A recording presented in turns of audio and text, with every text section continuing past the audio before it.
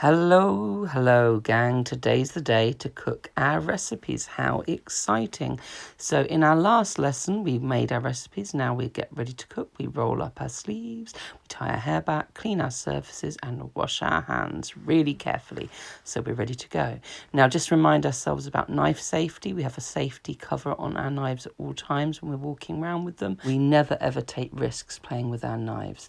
We never ever hold them in a stabby position. We always hold them in the centre so it's balanced, and we always use either the bridge or a fork when chopping up so we can make sure we use our tool safely. Okay, let's cut up our first ingredient. We're going to all need to prepare an onion, and to do this you take the top and the bottom off the root and where the leaves come out, and you peel the skin off of your onion. You don't want any of this papery stuff, so you just peel that off and you get rid of that. That's all unnecessary, and we're ready to start chopping. So I'm going to use my bridge.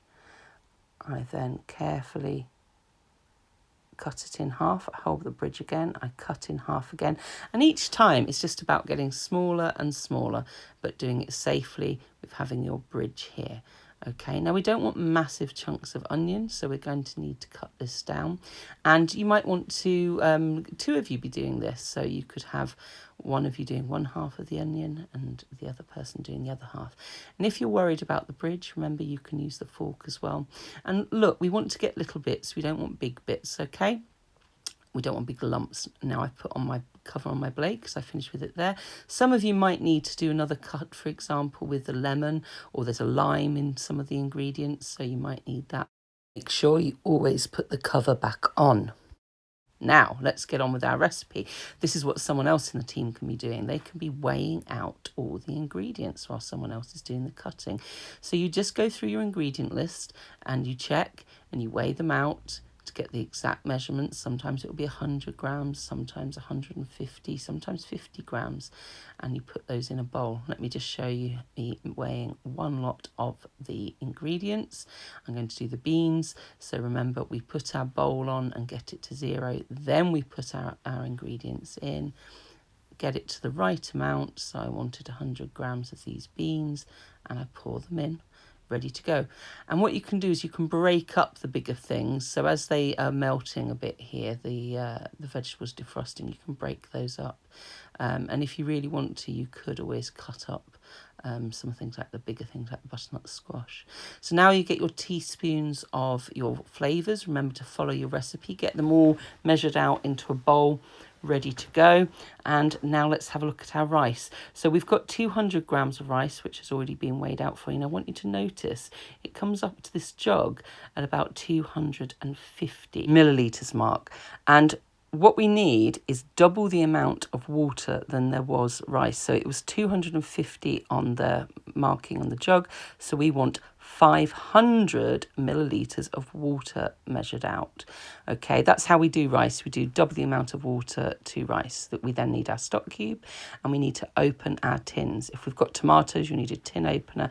When you've got your pulses, you have one of these ring pulls. Just hold the can nice and firmly and pull back on it there. You don't need to take the lid entirely off, and remember it is very sharp and you could cut yourself. Now let's get on with the cooking. We have our hot plate, we have a pan with a lid, we have a pan holder, that's very important to put the pan on when it's hot, and we have our tea cloth so we don't have to burn our hands when we're lifting the pan on and off of our hot plate. Now, about the hot plate, let's remember the whole thing gets hot. The piece in the middle, of course, gets very hot, but also the metal on the outside because it's conductive. We turn that on and we wait. We put on our pan and we pour in a little bit of oil when it's heated up. We're then ready to begin our cooking. So we're going to add our onions to the pan, and we're going to need our spoon and stir them. And the idea is we want these to soften, which takes about 5 minutes. We don't want them to go brown or definitely not black. And we just need to be patient and stir them every few minutes until we've nicely heated them up and we can see some steam there. Think back to our science. We've been doing all about solids, liquids and gases, and we've got our water in our gaseous state. And there we go. Our onions are done after about 5 minutes. Can we see? And at this point, we add our flavourings, our spices and our herbs, and we add our rice that was already measured out for us. We give this a little tickle, as I call this, a little stir, and we add a bit at a time of our 500 millilitres of water. We give it a stir, we chuck in our stock cube, lovely, break it up into little bits, doesn't matter if they're a bit lumpy because it will all dissolve into there. Again, think back to your science, give that a stir, and it's all about patience now. We're going to let this simmer. You might want to take the temperature down, but it's going to be 10 minutes simmering like this. Check every now and again that it's not burning.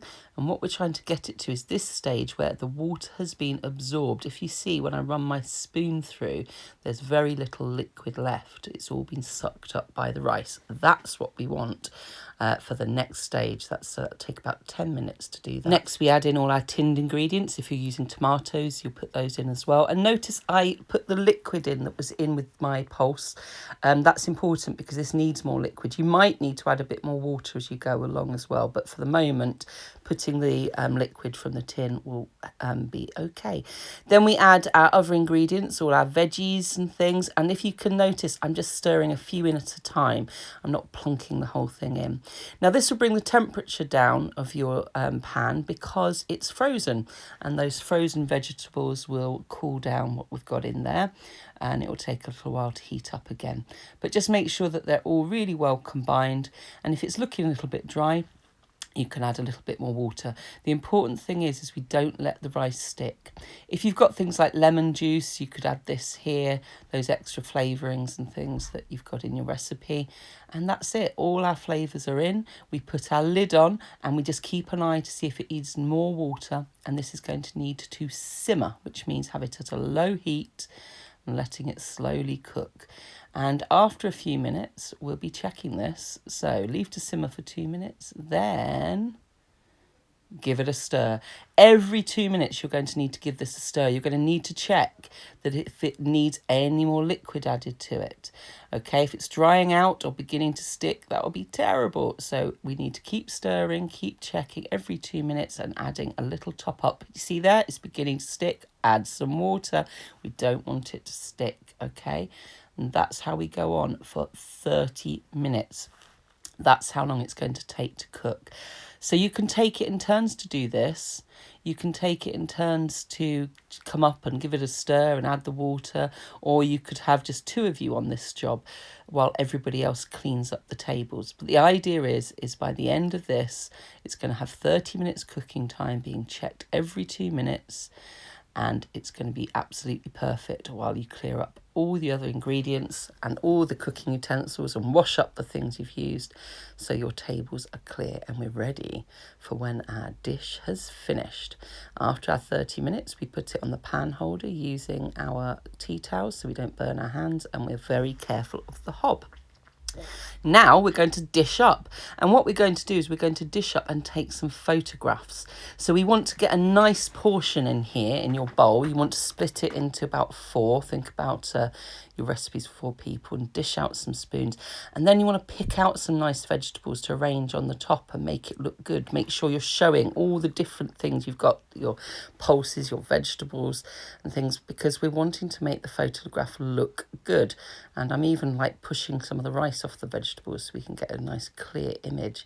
And you take your photos and you take lots of pictures from different angles. We're now ready to taste. We don't put our salt and pepper on until we've tasted. We have a little taste. Now we add salt and pepper if it's needed. And we're ready to evaluate. We're ready to discuss how it tastes, what we might change about it, what would make it taste even better. And you fill in the evaluation sheet to do that.